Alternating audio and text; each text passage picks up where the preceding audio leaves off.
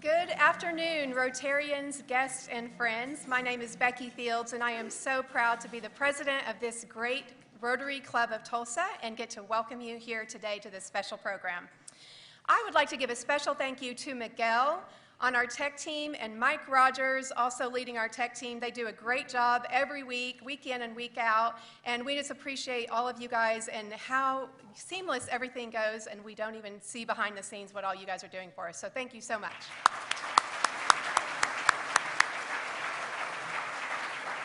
So if anything messes up, it's on me, not them, because they've got this down pat. Let's begin our program today with an invocation from Jessica Carney, song and pledge from Kiden Creek Palm, visitor introductions from past President Ed Monette, and new member introductions from past President Mike Homan. Thank you, Becky. All right, hallelujah. Thank you, Lord. Okay, we just thank you, Father. We thank you for being here. We thank you for gathering us all together. I thank you for the peace of God that's over this place. We thank you for the unity and harmony that you're bringing within Rotary into our state and city and into the United States. I thank you, Lord, that we go above and beyond to touch other people's hearts, to serve from the heart. And I thank you that we make moves among this nation. We bless our government. We bless our people that run and that stand up and lead. And we thank you and we praise you, Heavenly Father, for everything that you've done here. In Jesus' name, amen. Good morning, Rotary. I'm Kiden Creek Palm. We're going to start off with, you know something we're already a top 10 state in? State songs, all right? No one else has a Rodgers and Hammerstein Broadway show tune for a state song. Nobody. Nobody even has a Sondheim state song or an Andrew Lloyd Webber. No, we are unique. Not even Gilbert Sullivan. That would be amusing. In Kansas, people fall asleep singing that state song, okay? It's like a lullaby.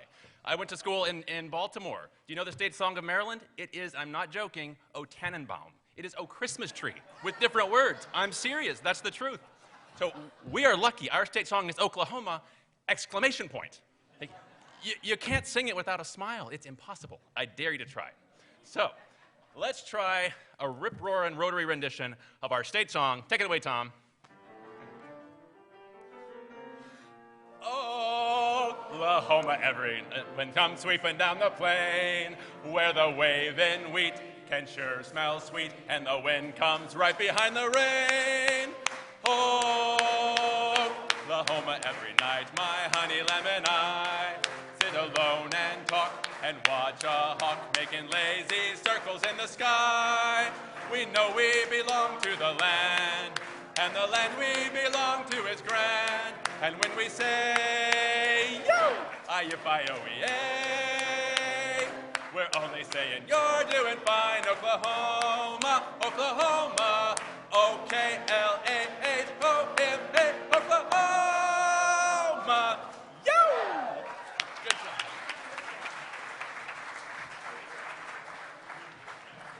I apologize, I forgot.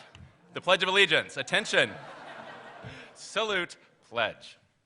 I pledge allegiance to the flag of the United States of America and to the republic for which it stands, one nation under God, indivisible, with liberty and justice for all.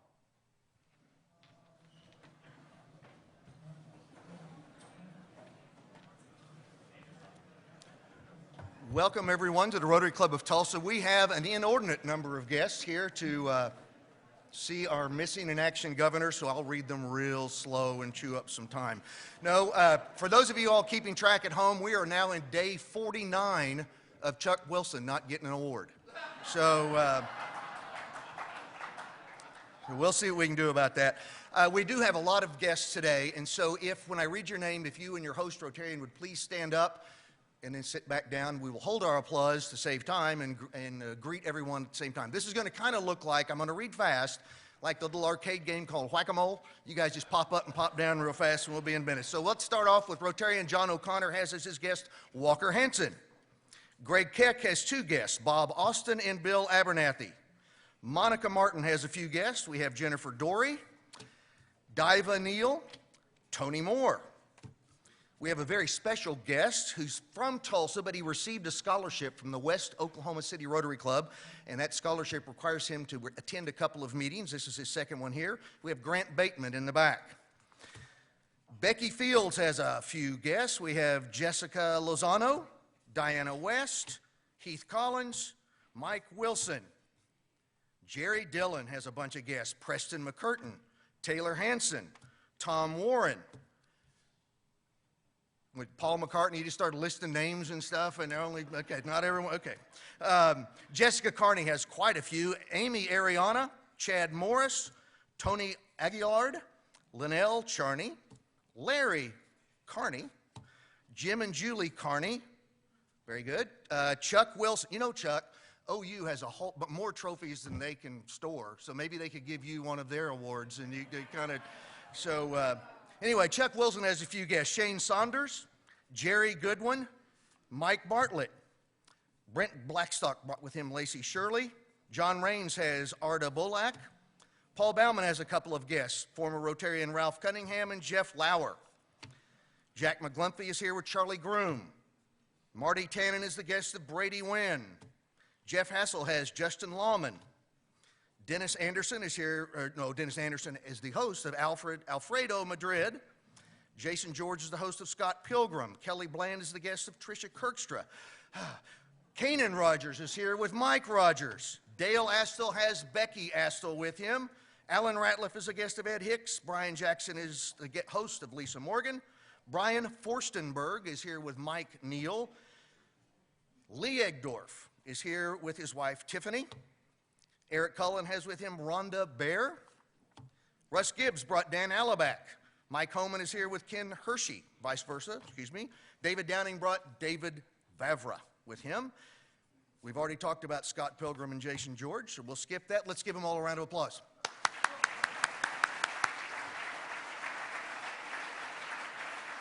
Three visiting Rotarians from Southside, Larry Boyer.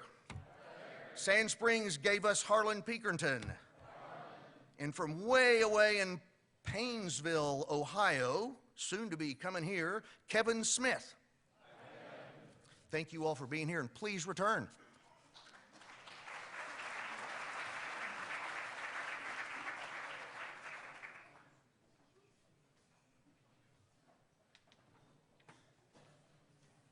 Ooh, I'm exhausted after all that.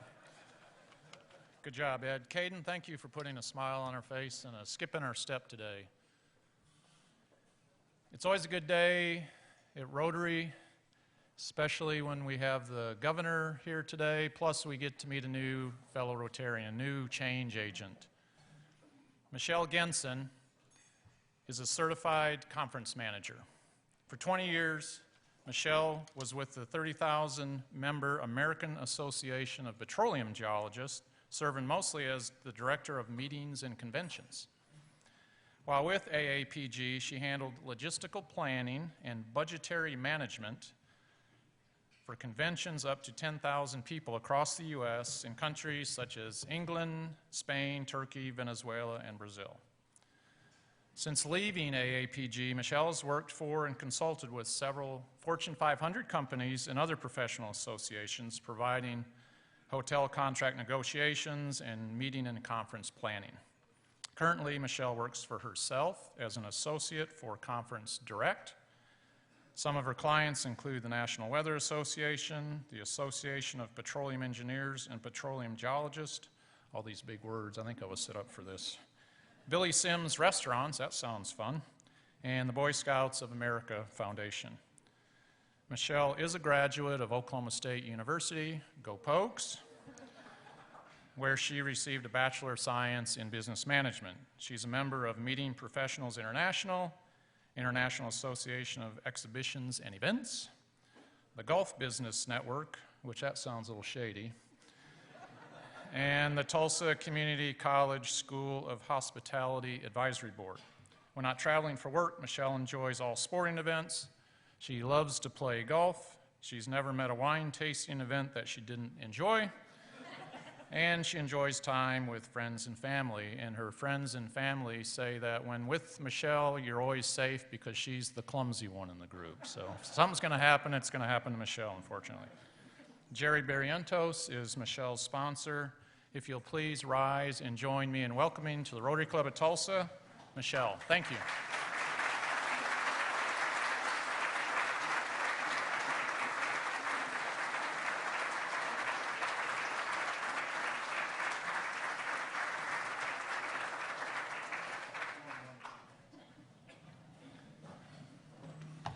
Welcome, Michelle, to our great club. We are so excited to have you, and be careful. Rotary gets in your blood, and you will love every minute of it. And welcome, Governor Stitt. We are so excited to have you here today and relieved. Ed was talking about telling jokes. Kaiden was going to sing a little bit, maybe Rounds of Oklahoma, so we're all good now. As my phone rang, I looked at my caller ID. It was a typical Monday morning. But I looked down and I saw that the new CEO of my company was giving me a call bright and early on a Monday morning. And I have to admit, my heart sank because I thought, oh no, what's going on now? I was president of a bank. It was about 6 years ago. I was in another town at another bank. And we had had a lot of ownership changes and management changes, and so we were all feeling a little bit shaky at the time. And we had just come through another round of changes. And as I looked around the office, he said, Becky, I'd like to meet with you after work today. And my heart definitely sank then. I looked around my office and I thought, is this going to be the last day that I get to come to a place that I love and have been for 15 years? Is this the last day that I get to work with my team, who most of them I hired and trained and mentored personally and coached and just poured so much time into them? It was a rough day. I really couldn't concentrate. So when the new CEO and the director of HR walked in after work that Monday afternoon, I knew what was about to happen, and my heart sank again. I knew it was coming, and he said to me those words that you don't want to hear, Becky, we've decided to go in a different direction. I was devastated. And there's this saying that goes, oh, you know, it's only business. But I can guess in a room this size that there are probably some of you who have been in an experience such as that. And let me tell you, it is not just business when you're on the receiving end of that. It is definitely very personal. And if you're anything like me, you wondered if you'd ever make it back from such a heart-wrenching experience. But my dad always told us, a setback is a setup for a comeback. So I continued on, found a new job, leading a new bank in a new town with a new team. And I have had many, many setbacks, some that people did to me and some that I brought on myself, that gave me a chance to have a comeback in my life. But one thing I have learned to do in the face of any change or defeat is ask this very important question, and that is, what does this make possible? So instead of whining or complaining or wondering why, I often want to know what I can learn from the situation that I'm in. I don't know if you've read it before, but it's a good book. It's by John Maxwell, and it's called Sometimes You Win, Sometimes You Learn. And you know that old saying that goes, sometimes you win, sometimes you lose. Well, what I learned from this book is that a lot of times, the only time that you have a failure or the only time that you have a loss is when you just don't learn from the experience or the problem or the obstacle that you just faced. So why do I tell you this story? Because I know that there are a lot of you in this room right now that are having financial setbacks, that are having health challenges, that are having job challenges, and other things that you deal with on a daily basis. And yet, you show up for Rotary week in and week out, willing to serve, willing to change the world, willing to do good in the world. And so I just wanted to say this today, that I appreciate you, I see you, and I love that we're making big changes in Rotary, even in the midst of adversity. And here's the thing. The changes that we make won't always exactly pan out how we wrote them up in the playbook. It won't always turn out exactly how we dreamed. And Governor Stitt, even at your high level, I'm guessing that there are things that don't go right for you on a daily basis, and you have to overcome them as well. So we all have chances to win, and we all have chances to learn. So I just wanted you to know that we're all in this together. I appreciate your tenacity, your willingness to serve, even in the face of adversity. Sometimes you win, sometimes you learn, but you are all winners in my book. And now for some club announcements for the day. I'd like to do a special thank you to our sponsors for this week, Pendergraph Systems, Inc., Doug Padgett, and Associated Mortgage Corporation, Chuck Wilson. Thank you guys for your sponsorships.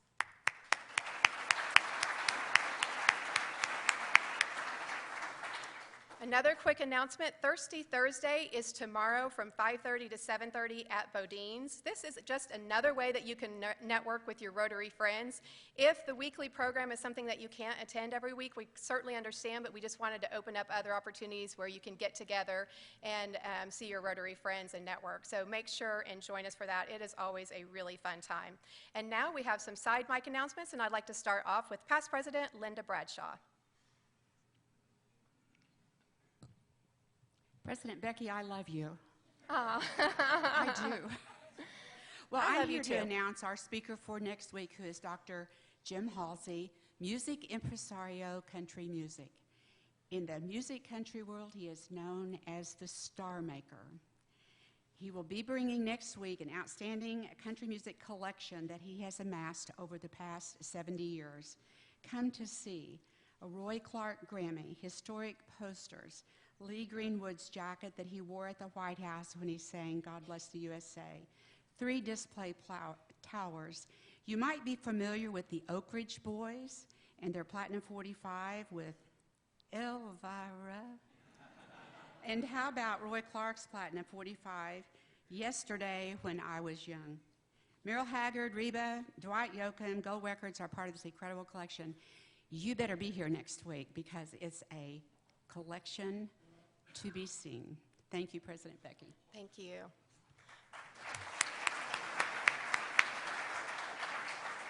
That will be a great program you don't want to miss. And next up, we have Michelle Place, our Diversity and Inclusion Chair. Thank you, President Becky, and I really appreciate the words that you brought us. What really spoke to me was, we're all in this together, and that's something that I firmly believe and why I agreed to chair the Diversity and Inclusion Committee. I'd like to invite each and every one of you to come join us for a committee meeting immediately following the Rotary meeting next week.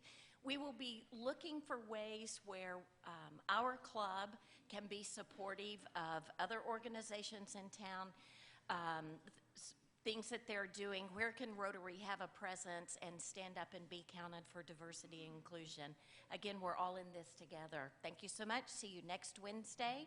I'll hear from you or not. Just show up. Tina will find us a room. Thanks. Thanks, Michelle.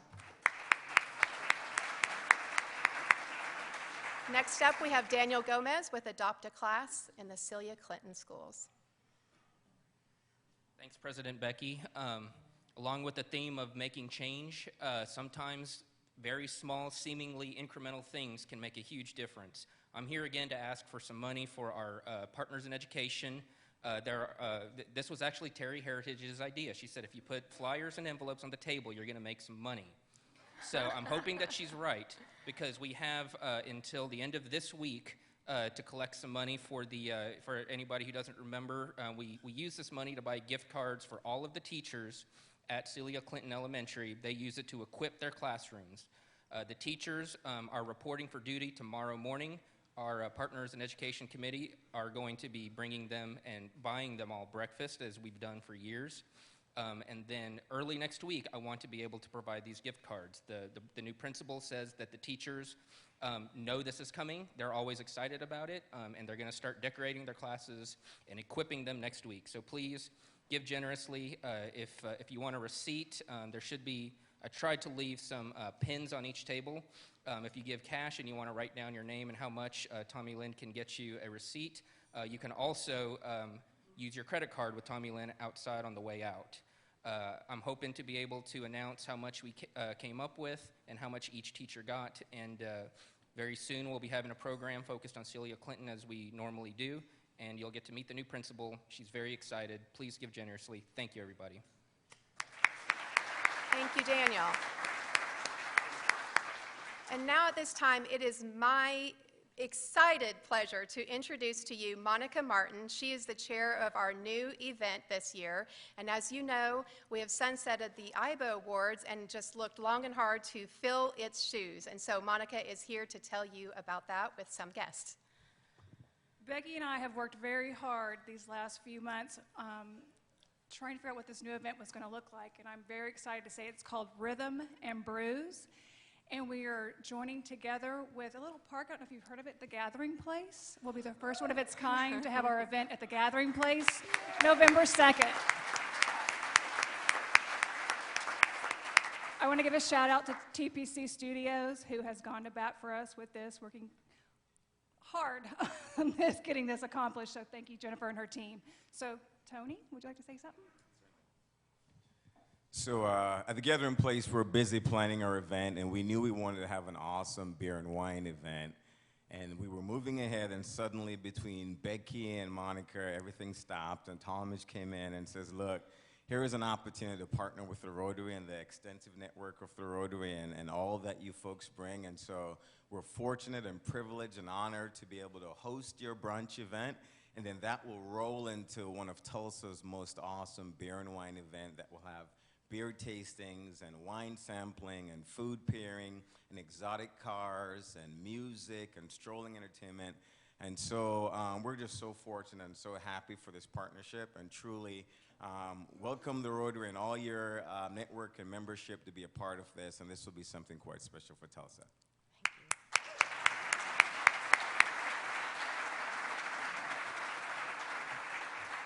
Tony, we're so excited to partner with The Gathering Place, a world-class place that we have right here in Tulsa and nationally recognized, so we are just beyond thrilled.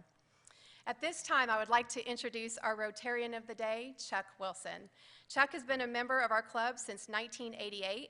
He served as president in 1996 to 97. He is a Paul Harris Fellow, a TRF benefactor, and an MSNI ambassador. Please welcome past President Chuck Wilson. Thank you. I'd like to take a point of privilege. I have two other guests, Dr. Van Nallen and John Hawkins. Would you please stand and we'll welcome you? Thank you. Thank you. Any other guests that we missed during our introduction that you'd like to mention? Okay. In July of 1998, I received a phone call from our son Corbin. He reminded me that his friend Kevin, who got him into the book-selling business door to door during the summers in college, had recently been married and was still trying to settle on what his career should be. It just so happened at that time that I was exploring the mortgage business. So Kevin called me, and a couple days later, we were on a plane to Denver. And by the time we left Denver that week, that company hired us. They made me the manager only because I was older than Kevin. Neither one of us even knew there was a T in mortgage. We were really, really green. 2 years later, Kevin came to me and said, you know, Chuck, I think I want to start my own mortgage company. I thought, Kevin, you don't have any money. Remember the $1,000? And you don't have any equipment. You don't have an office. Remember the laptop?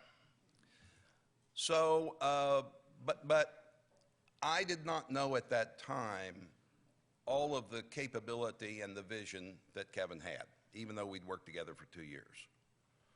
And as you now know, that company is one of the largest privately held mortgage companies in this country, headquartered in Jinx, America. And it is one day going to be one of the top 10, you get that, the top 10 mortgage companies of all mortgage companies. It's headed in that direction. So, but I want to tell you more about Kevin's heart than the background. Because he and his wife, Sarah, who sends her regards, she's getting those kiddos enrolled in school this week in Oklahoma City. They gave up their home here in Tulsa. They took their kids out of the school they loved here in Tulsa and took them to Oklahoma City. they walked away and stepped back from their business. And they did that because they felt led that they were to lead the state of Oklahoma to be a top 10 state. There are many, many examples I could give you of what Kevin has done for others, his employees, some people he doesn't even know, because that is his heart. So this is 7 months, today is 7 months from the day that he was inaugurated governor of this state. Ladies and gentlemen, I give you the 28th governor of the state of Oklahoma, the Honorable John Kevin Stitt.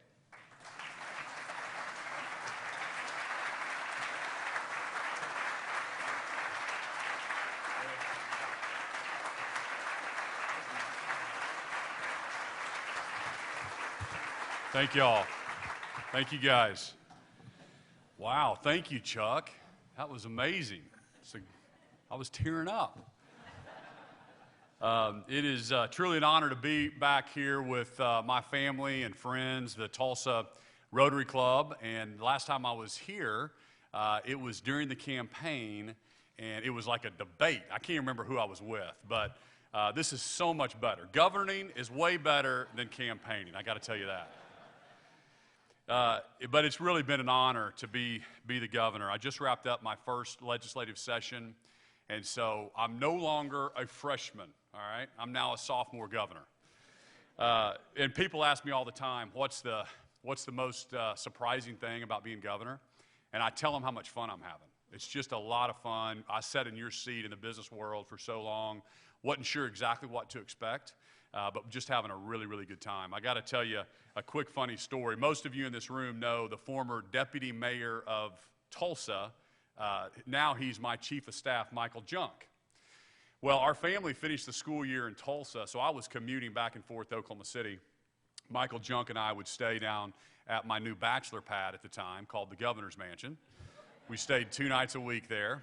And after work one night, it's about 10 o'clock, and we had our shorts and T-shirts on. We're just talking. And the hardest thing to get used to as being governor also is like security is around you all the time, right?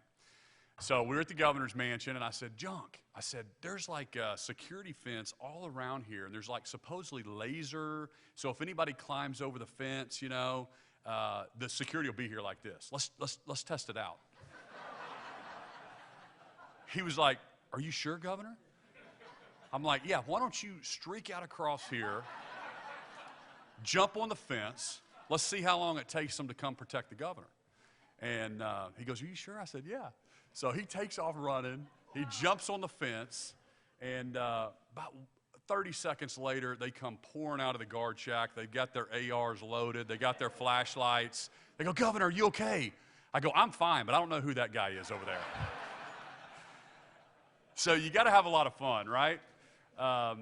You know, and I went to D.C. several times. I've met President Trump, and I just want you to know he has a get-it-done attitude. So I was in a small room at the cabinet room with some of the other governors, and Kristi Noem, the governor of South Dakota, she said, Mr. President, she said, we really want to pop off fireworks at Mount Rushmore.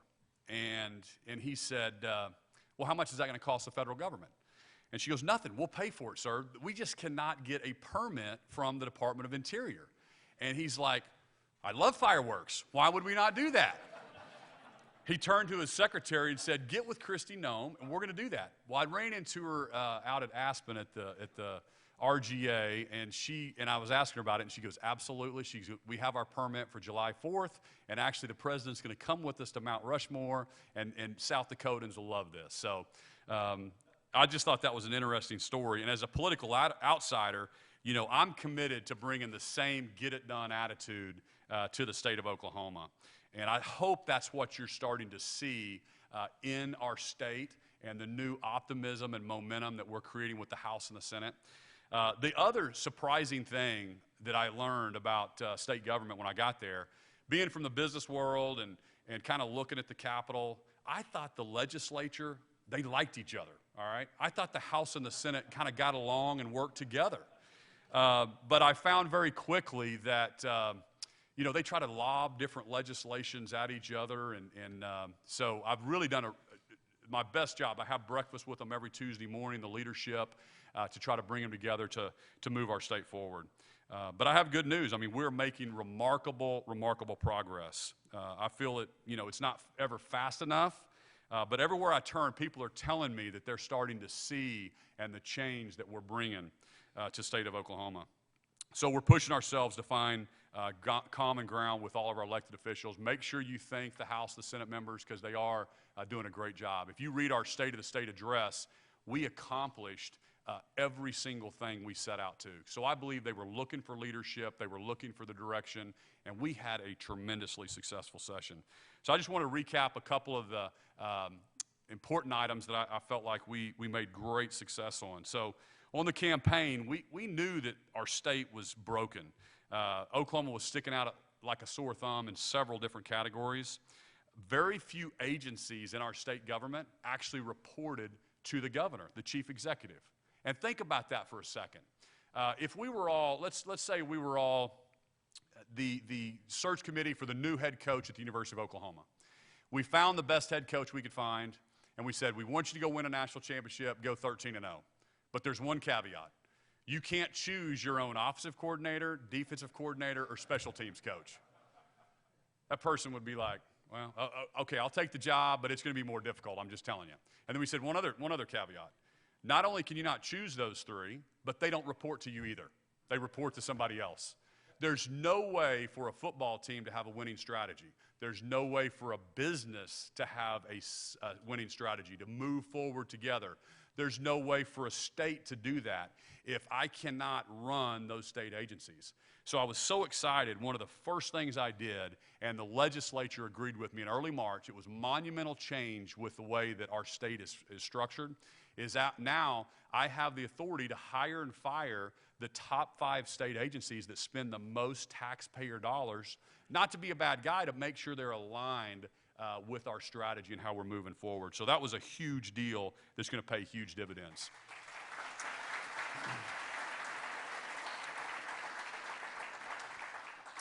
And just to kind of highlight a couple of those folks, we just announced the Healthcare Authority. That is your #1 state agency as far as dollar spend. It's close to $6 billion when you look at state and federal. We were the only state in the country that did not give the governor the authority of how to run that. And that's where your Medicaid dollars flow from the feds and what the state appropriates, getting out to our providers. And so I made a change there, and Kevin Corbett is our new agency head, 39-year executive in the business world. And I drove my staff crazy, by the way, because I would interview relentlessly 10 people for every single position, and all the insiders said normally the governor doesn't even come into these interviews. And I'm like, this is a huge job. These are thousands of employee agencies spending $6 billion. It can't just be promoting up somebody that's just because they've been in an agency for 10 or 20 years. We need sharp business people that are managing and setting the vision and the leadership and getting the right lieutenants in and defining what success looks like to move forward. So he's going to be fantastic. Pardon and parole.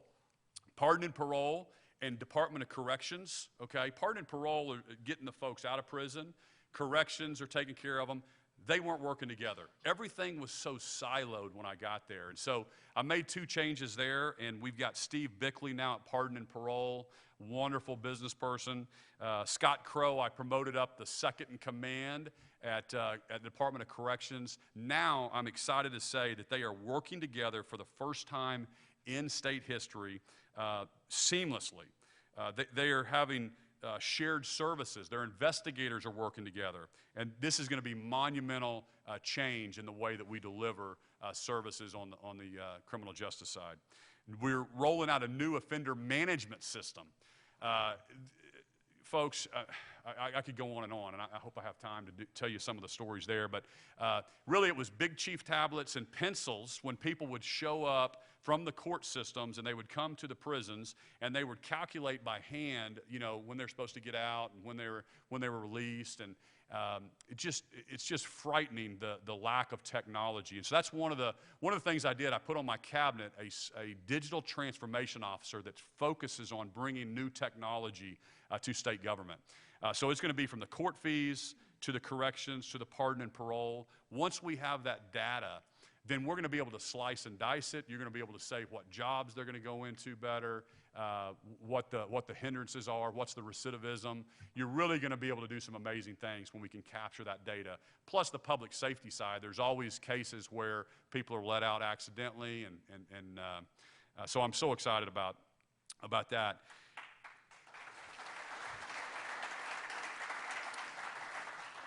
And just like any CEO or new chief executive officer, I wanted to go meet my employees and wanted to tour the state agencies.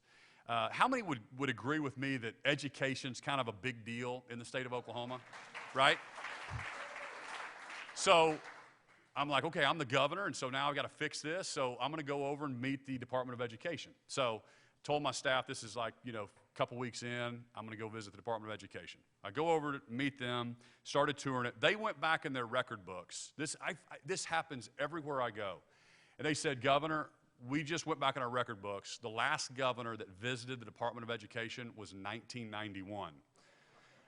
They just did a press conference out front. Before that, it was 1974, and nobody walked the halls like you did. So I'm walking the halls and thanking them for what they're doing and asking questions and telling them I'm their new coworker. I started like a month ago. And this one lady was so sharp. She was like, okay, if you're my new coworker, you take this cubicle, I'm going to take the one by the window. And so to further that and really to promote our wonderful school teachers in our state, I was so excited that for the first time ever, our school teachers got a pay raise for the second year in a row. It's a huge deal.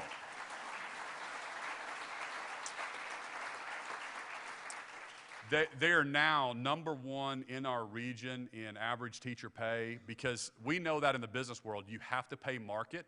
We've got to encourage, and it's not just about pay, it's about promoting and encouraging and valuing that profession. So everywhere I go, I talk about the magic happens when we get the best school teachers teaching our young people in the classroom. And so that's why that was so important for me. Mission creep. I find agencies getting into stuff that they should not be getting into all the time. So they're mission creep and they're doing things.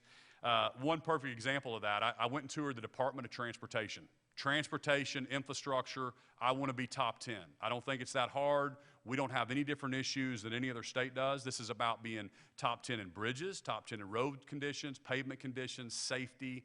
Let's get going and let's do it. So I go visit their agency, and it's pretty cool if you haven't been there. They took me down to the basement, and they're showing me how they test asphalt and they break concrete apart. And they said, Governor, we've also got this other special project we want to show you. I said, okay, great. So we go outside, and they've got this big, fancy, new, big dually. It looks like a box on the back, and it looks like an ambulance, but it's painted. It says GODOT on it, G-O-D-O-T. It's got a $100,000 light package, and I said, well, what's this for? So they open up all the doors, and they say, well, this is what it is. It's perfect, Governor. We drive around the metro in Oklahoma City, and we air up tires if people get flats, and we, gas them up if they run out of gas, and we tow them off to the side of the road.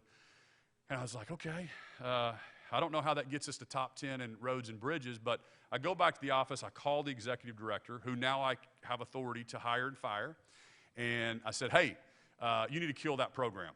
And he was like, what?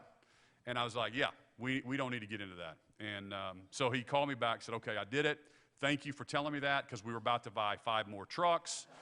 And I'm like, well, if Oklahoma City has it, then we got to have it in Tulsa. We got to have it in Lawton. We got to have it in Woodward and Enid and all over, right? And if the legislature wants a motorist assist program, they need to pass a law and they need to create motorist assist. But don't let these agencies just create another thing that competes with AAA and all the other stuff that's out there. So that's just another example of what we're trying to do to make decisions. And I find that as your leader, it's just about making decisions, and we have to make decisions quickly. I only have 4 years, so I am doing everything I can to push my team that says, guys, we have got to move the needle. We're all going to be back in the private sector. Let's leave it all on the field, and let's go big for Oklahoma, because we can be a top 10 state. I also want you to know we are auditing tons of different state agencies. So I've got currently a Medicaid audit going. which is really important. I'm also asking for an audit on every new state agency when I appoint a new director to make sure that they can have a clean financial start so we can dig up and make sure that we know what's happening in there. We've hit the ground running on diversifying our economy. In my inaugural speech, I declared that everything we do in a state administration will have a dotted line back to commerce. We are at our best when people are gainfully employed, when wages are improving, when people have the freedom to innovate and access to opportunity. You know, since our new administration took off, I believe we've had some tremendous success. Since January, the Department of Commerce, and by the way, most people know Tulsa native Sean Copeland in this room. Sean is my Secretary of Commerce, and he is doing a fantastic job. So he has made 38 business announcements since January. We've created 3,000, well, we didn't create it, but we encouraged it, 3,100 new direct jobs with a $61,000 average, which, by the way, is 33% above the current state average, with $1.4 billion in new investments. They've made 2,800 calls on different companies to promote and sell Oklahoma. So we're seeing the fruit of this activity. In the first quarter of 2019, I'm excited that we have a 3.9% GDP, which ranks Oklahoma the 6th fastest growth state in the first quarter of 19.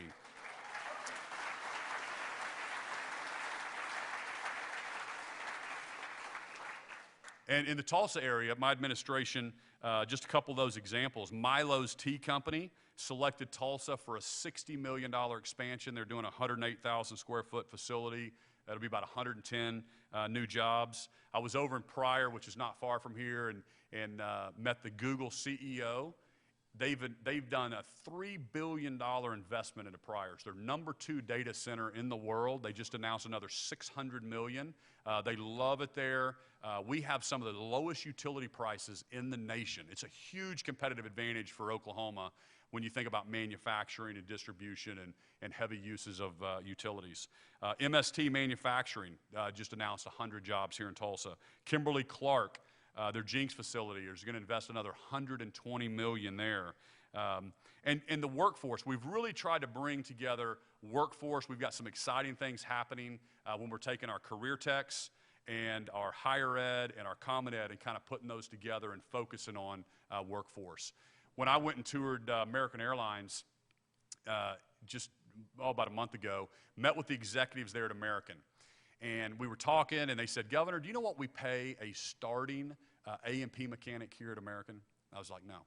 They said $75,000 a year. That doesn't include overtime. I went home and I told my son, I go, "You're going to become an A&P mechanic." He's 16. He was like, "Dad, I thought I was going to Oklahoma State." I said, "That's your backup plan."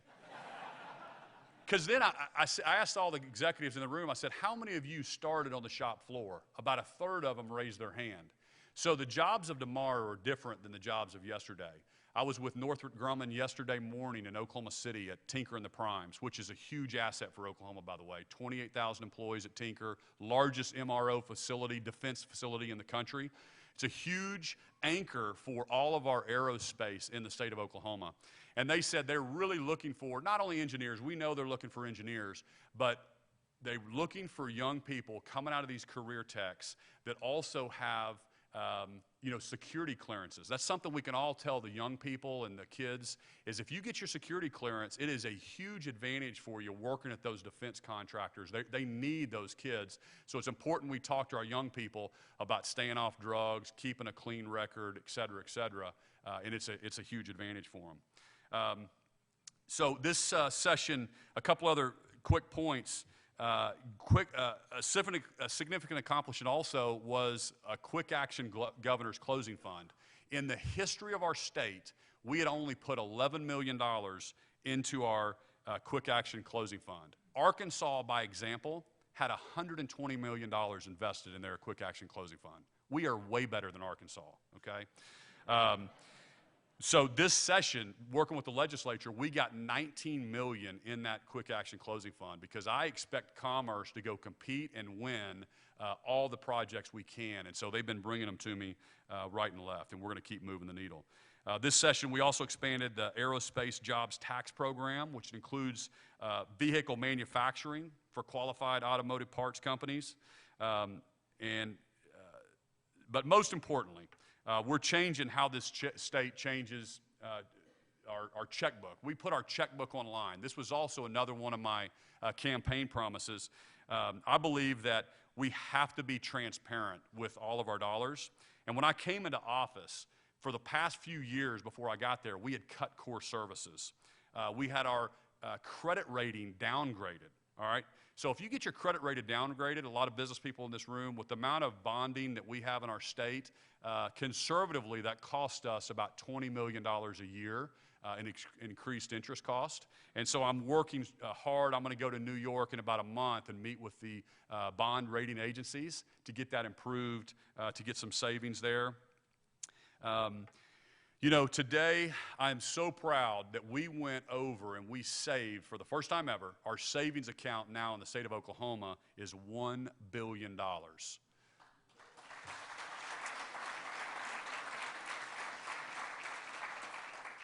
We know as business people, revenue doesn't always just go up in a straight line. And when I got there, our savings account was about $422 million. States like North Dakota, for example, have a $5.8 billion savings. The problem is, we only need $2 billion in savings. I've had our PhD guys research this. If we had $2 billion in savings, even in an economic downturn, we should never have to cut core services. So I set that as my goal at the end of 4 years, is to have $2 billion. We have $1 billion now. This summer, we introduced the online checkbook. This was an issue I campaigned on. Our old website, we were ranked, we had a D ranking. States like West Virginia, Ohio, have just tremendous transparency. So you can go to checkbook.ok.gov and you can literally drill in and see exactly what every state agency is spending. You can see the checks written. It's amazing.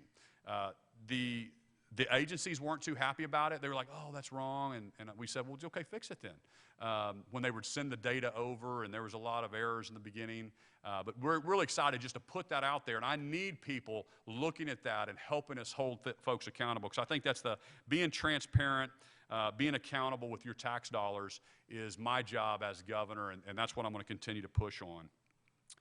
Last but not least, I introduced the first executive budget that laid out the entire budget. In other words, we spend $20 billion in the state. But everybody always talks about just the $8 billion that the state appropriates, right? So the legislature always talks about this $8 billion. But I want you to know it's $20 billion total. When you think about fines and fees and all the other things that go into the state budget, the federal dollars. So I'm forcing every single department to talk about the total dollars that they spend. It's kind of transformational in their thought process, but it's very, very important.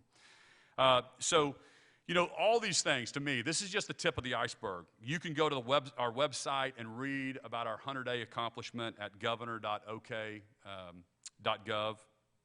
But more importantly, we're already starting to prepare for the 2020 session. Our vision remains the same, and that's to make Oklahoma a top 10 state. Our purpose remains the same, to change the future for Oklahomans for the better. And I know it's starting to take shape. So we're fixing to do our off-site strategy session with our team like we did last year and get our goals to push forward. This year we were focused on teacher pay, making sure that they were paid market. We were focused on creating a transparent and balanced budget, growing our economy, and delivering agency accountability. And as we go into the next year, we understand we're going to tackle health care in Oklahoma, as well as continue to make advancements in our criminal justice system. So I really can't do it by myself. It takes all of us to turn our state around. So I encourage you to get involved, come apply, and let me know if you want to serve on different boards and commissions, and maybe even come work in state agency. The way we recruit the great folks to come work with us is their son, they were talking about Corbin McGuire, he's a recruiter. He'll call him on the phone and he'll say, hey, would you, come work? What will he say? He'll say something to the effect of, if you don't want to come work in the state administration, you can never complain about state government again. So that really gets people to call back, and so we're getting folks to literally walk away from high six-figure, seven-figure jobs. And I'm just saying, hey, I can't do this by myself. We need all of us to come turn our state around. Come serve with me for 2 years or 3 years, and we can make Oklahoma top 10 state. So I expect we will. Thank you guys so much for having me here today. It's such an honor to be back in Tulsa with everybody. Thank you.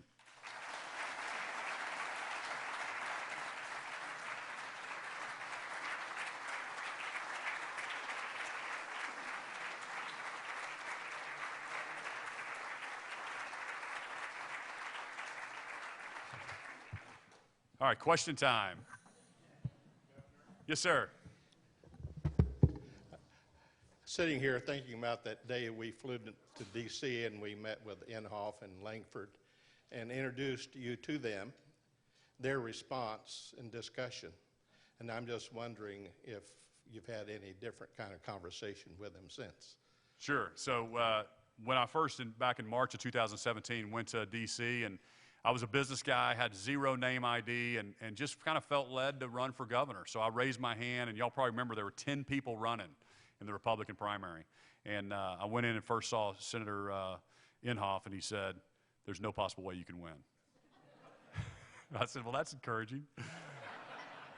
And then when I left there, I said, "You know what? He's going to be my first phone call after I win this thing." And then somebody told me, they said, no. He'll be the first phone call to you because he'll say, "Oh, I was just testing you. I knew all along."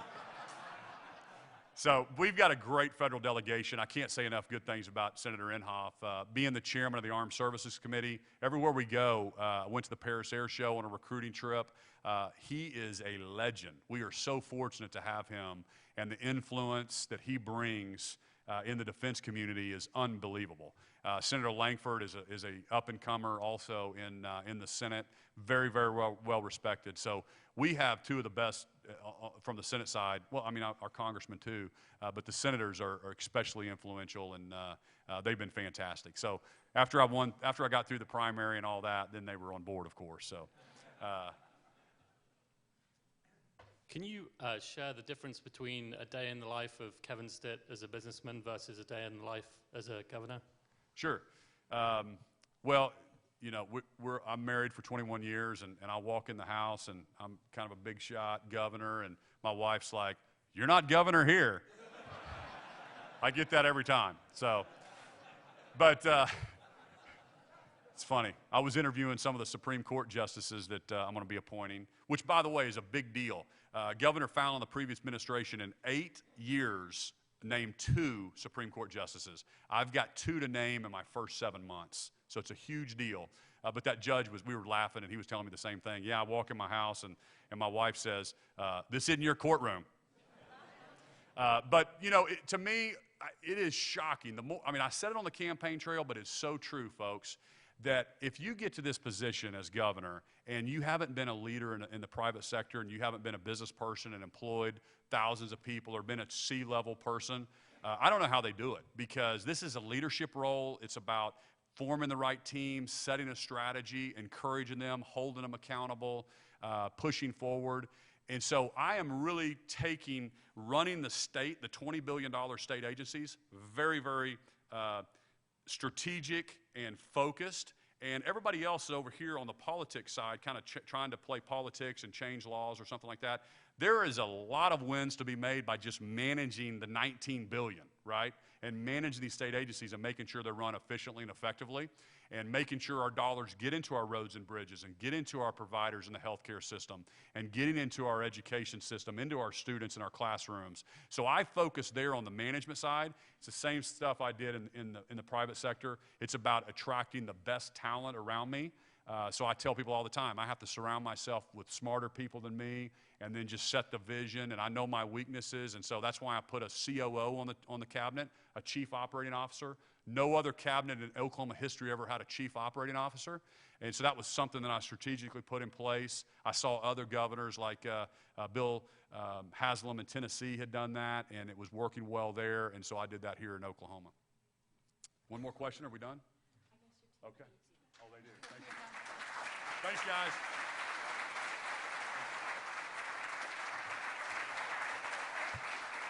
We certainly hate to cut him short, but his team has let us know that he needs to move on to his next engagement. So thank you so much, Governor Stitt, for taking your time out today. Our book that we'll donate to Celia Clinton Schools on behalf of Governor Stitt is D for Democracy. So that's fun.